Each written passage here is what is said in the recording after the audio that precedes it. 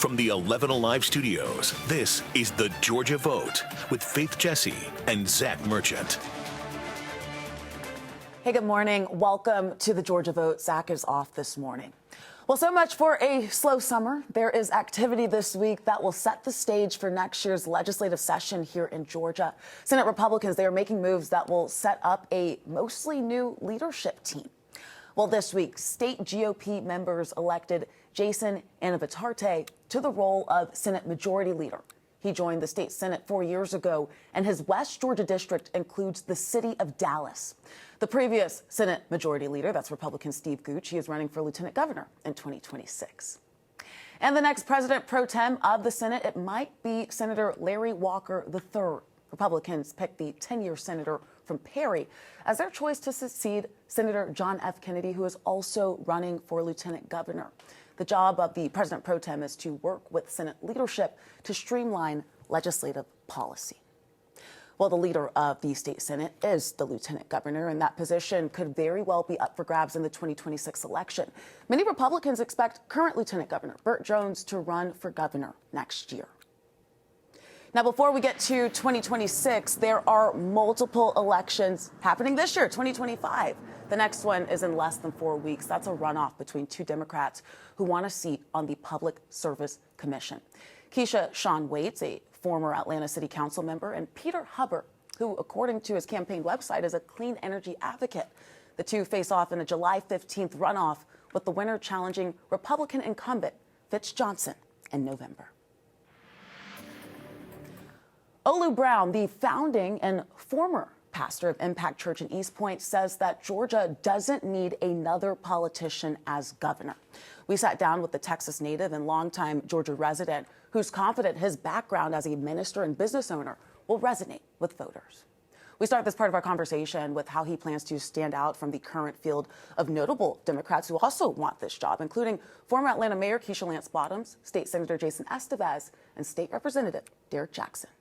I don't believe people are looking for folks with a long political resume because they've been disappointed with career politicians.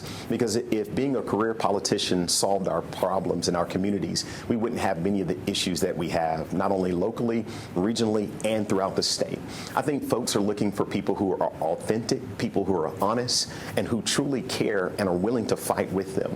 So my whole career and my resume as a community leader, as a small business owner, has been about being in community, listening to people first, and solving some very complex problems that they face and that the community faces. And I believe that makes you a great politician, not your resume and how many offices you've served in.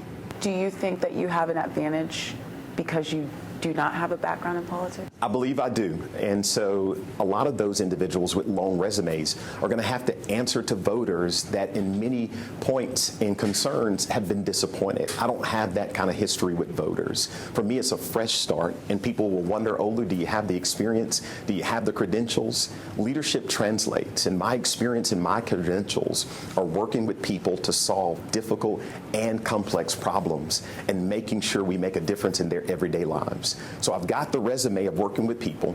I've got the resume of being a leader, and I also have the resume of having an ROI and a return on investment for voters and communities. And that's what I bring to the table, and I think that's what gives me a leg up. Can I ask you about policy? Day one, say you get this job. What is the first issue you want to tackle? So one of the first things we want to tackle is education in Georgia. Right now, Georgia ranks about 50. Well, we rank about, out of all of our states, we're about halfway in our country, and that's unacceptable. We need an education system that's designed and responds to the individual learner throughout Georgia. And regardless of the zip code a kid is born in, they ought to be getting a great education. So in the first 100 days, I'm going to as many schools as I can throughout the state of Georgia. Not to tell the principal, not to tell the teachers what to do, but to have presence so that they know they have a governor who sees them and a governor who cares about them. And then we're going to work with our elected officials to make sure that all of our kids in Georgia are receiving a quality education. So that's going to be one of the first policy agenda items that we tackle in the first 100 days as governor of this state. Now, in addition to visiting and showing a presence, is the issue funding is the issue? Hiring? What are you seeing? Like, what would you like to It's all of the specifically above. It's making sure we have a formula so that every school is receiving the funding that they need in order to give the best to their students. We also need to look at teacher education pay. Some of our teachers are the lowest paid. I think Georgia teachers ought to be the highest paid in the country. How would you do that? So we would do it in several different ways. We can look at tax benefits. We can also look at our surplus. We're a state with $16 billion in surplus. Now, I'm fiscally responsible, but I also believe we got enough money to directly impact our educators in their classrooms. And when I talk about education, it's not just something I know from a distance. I have a lifetime teaching certificate for grades 1 through 8. I was raised by educators. I am an educator.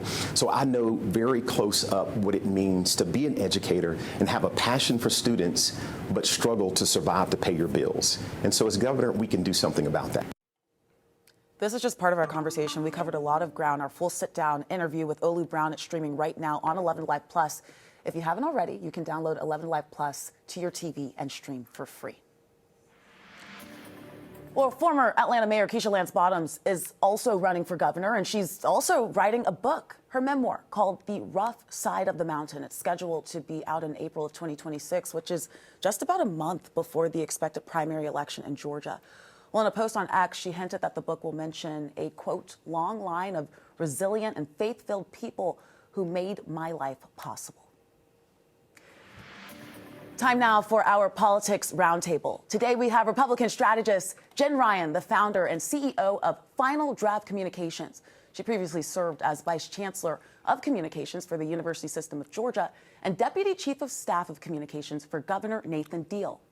Democratic strategist Fred Hicks, the founder and president of the Hicks Evaluation Group, which has worked with hundreds of political campaigns for nearly 20 years. And Raul Bali, politics reporter at WABE 90.1 FM on your radio.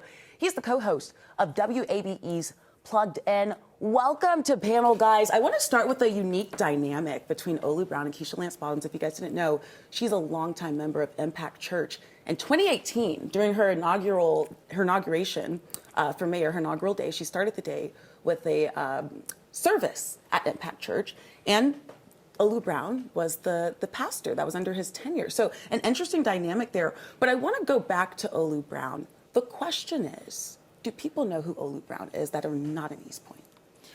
Well, I think Faith and Raul and Jen, the answer to that is resoundingly no. But I think that if people are open and they're really looking to see, or looking for something different like he's talking about, then I think they'll find him to be very likable, very engaging, and I think he could earn some consideration. But when you're running for governor, especially in a year like we have next year where you have the Senate election and you have all these other races, it's going to be really hard for someone who doesn't already have a platform and a following to break through. I think that's what he is facing. Even though he's engaging, even though he has ideas, even though he pastored a church that has a significant membership in Metro Atlanta, you have 159 counties in Georgia. You have 4 to 5 million people vote next year. It's going to be hard to break through. There's a lot of work to do, Jen. He's asking to run the 8th most populous state in the country, and he's extremely telegenic, very impressive to watch this interview. But frankly, if you don't have the money, then you're not going to get the name ID you need. You're not going to get the campaign infrastructure in place that you need to run. I mean, it's an arms race for dollars in 2026, and it's finite. And so good for him for throwing his hat in the ring, but it's a very long shot in my book. I do remind people that while a lot of people knew who Reverend Raphael Warnock was when he announced run, there was still a lot of people who didn't. I'd go out on the campaign trail and people who didn't know who he was. That brings us back to Jen's point, and that is, can he raise the money, build the name recognitions, run the commercials? Right. It's going to be really expensive. Is there a path? Is there a role model? Well, yes, you had a pastor-elected U.S. senator here in Georgia, but again, it's going to be that money arms race that comes into this as well. And another dynamic here is between Keisha Lance Bottoms and Jason Estevez. Keisha Lance Bottoms, most people would say, has more name recognition, but Estevez, he's getting endorsements from Atlanta City Council President Doug Shipman to several council members, the Georgia Federation of Public Service Employees, and many others. Of course, Ms. Bottoms will eventually get endorsements. But what does this say right now about the timing, Fred? Well, so first of all, I think what people need to understand is that Jason has been in the trenches for a long time with Senator Estevez. He chaired the Atlanta School Board.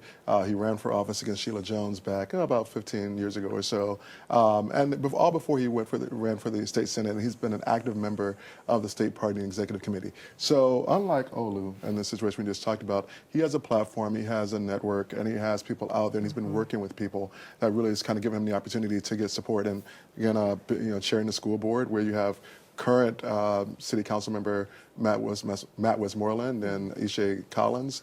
They served with him on there, so he's able to bring some of these relationships to bear. Now, it's an arms race still for money, yes, and he's going to have to be able to do that. And I think that Mayor Bottoms will be able to raise a significant amount of money, if not on this report, but eventually, and he's going to have to figure out how to do that. But on that point, I know you want to weigh in, but I do want to get on your side of the aisle, actually, on the other side of the governor's race. A group supporting Chris Carr has put out an ad. We're going to take a look at it, targeting Burt Jones, who is not in the race yet. Let's take a look. But can we really trust Burt Jones? Bad votes, self-dealing, backroom deals to make the family business even more millions. Let's nominate a conservative who will win. Attorney General Chris Carr, a strong ally of Governor Kemp, creating jobs and fighting crime. Okay, so that's a portion of the ad that we saw by Keep Georgia Strong. Jen, why put this ad out when Jones is not even in the race yet? Well, look, we're talking about it. It's great earned media. But I do think on the other side that it does set the marker for who is, seen to be the, presumptive person to be if and when Lieutenant Governor Jones gets in. And something interesting about this ad, if the ad played out for a few more seconds, you would see also President Trump in that ad as well. And I've something that I've been watching on the Republican side, you've seen some launches that have completely connected themselves to President Trump, some completely connect themselves to Governor Brian Kemp, some a little of both, but that was very clearly they had both. They were both in there. We're going to hold our thoughts for now. We do have much more panel coming up right after this commercial break.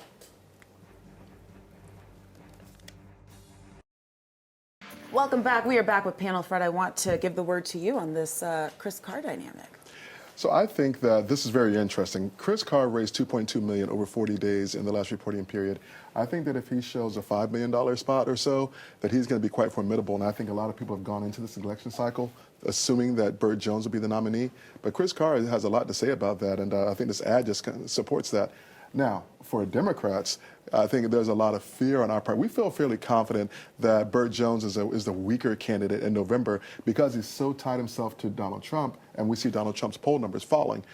Chris Carr is more tied to Brian Kemp and to Senator Isaacson, two of the most popular elected officials, irrespective of party, in Georgia in the last 20 years. And Chris Carr, I think, is a little bit tougher to beat. They both have strong records, all right? And that is what we're going to see play out. They're going to both run on their records. And, 2026 is a long ways away. Long ways away, but not quite long ways away because we talk about it every week. We do, right, I know. I want to switch gears here really quick and talk about this PSC race. Raul, we know you wrote a story about it. What was your takeaway? I think this is one of the interesting things. I talked to an election official for Forsyth County. He's a Republican appointee on the board, Joel Nat. And something important he pointed out is that because of what's been happening, the legal challenges, the PSC, the election structure, now the election has fallen this year instead of a governor year or presidential year. This is a year where you have municipal elections. Those are heavily Democratic turnout. And his warning to Republicans is you need to worry about that this is a municipal city year, and a lot of the voters coming out are going to be Democratic voters. And so I found that interesting talking about. We're still going to see, who comes out of that runoff, and then to challenge these two incumbents who are on the ballot. We saw No Kings protest last weekend, and one of those protests on Chamblee Tucker Road, we saw Salvadorian journalist Mario Guidara. He was wearing his press vest. He has a work permit to be here. He is in the country legally, but he was arrested and then later detained by ICE. It's raising questions about the freedom of press and just the randomness of everything going on. Fred? Well, I think every institution that we hold near and dear to us is really under assault, under attack under this presidential administration.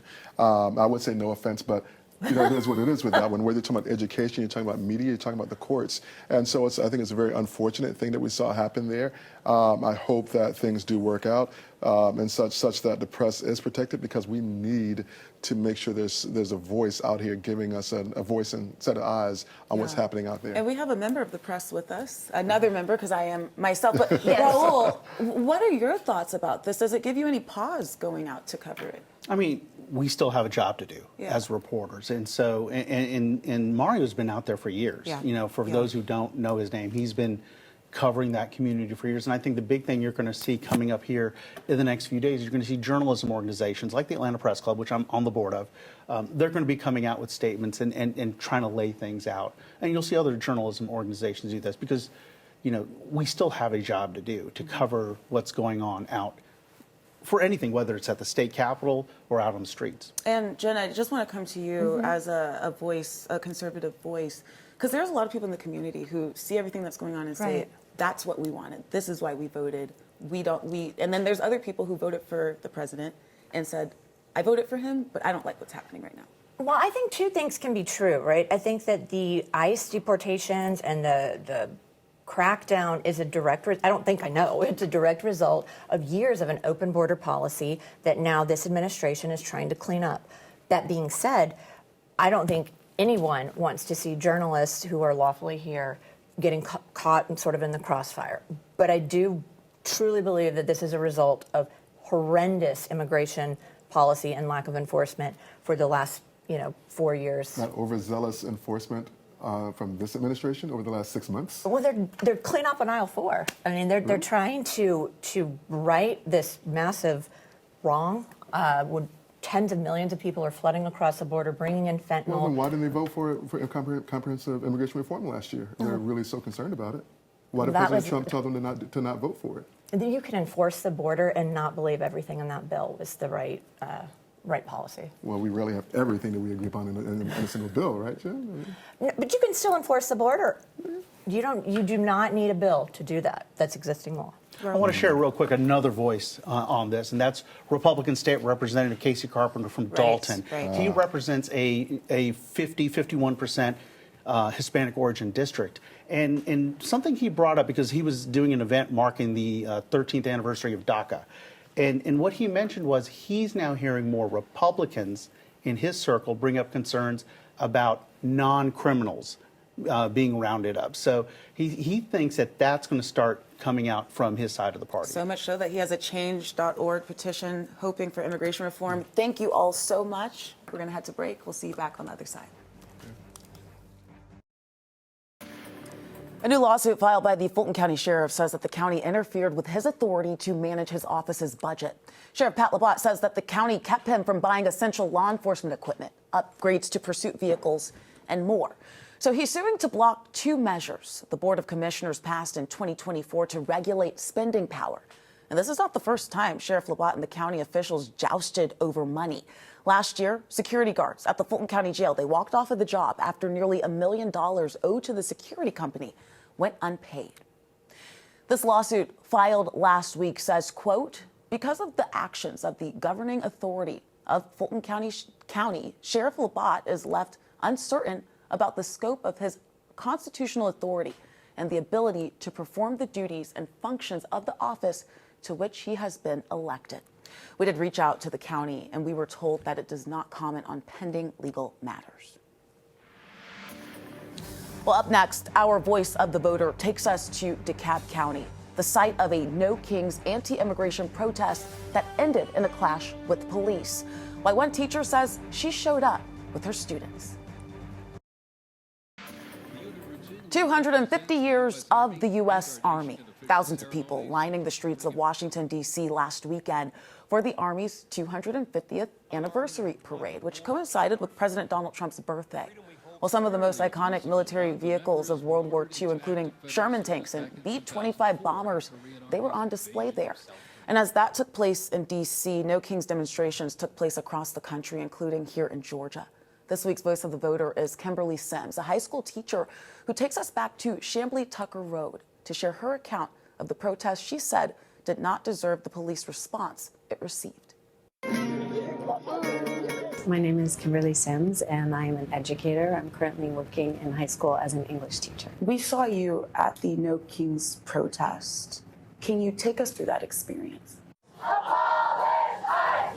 I went to the Chamblee Tucker because that's where a lot of my students in my community live. When we first started, it was like any other protest. It was peaceful. The majority of the police officers there were lovely, supportive. I approached several police officers before and said, what's the game plan here? What are the rules? What are we allowed to do? What are we not allowed to do? Are we allowed to march? All of a sudden, just this huge police presence starts swarming in and blocking the street. Before I knew it, I turn around and I'm seeing tear gas.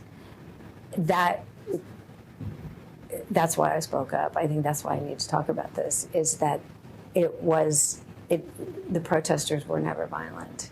They were never, they didn't provoke that response. Can you tell me your reasoning for being out there? Anytime I see a situation that I see injustice, I step in. I have watched my students living in incredible fear. I don't think there's any one of us who does not feel that, lawbreakers, people that are doing crimes need to be addressed in due process. But the randomness of it and I think the lack of free speech right now and the lack of due process and the aggression and the force, and we saw the aggression on Saturday at the rally, with the way people are being handled and treated and kind of dehumanized, and that feels really concerning to me. What would you say you are most optimistic or hopeful for?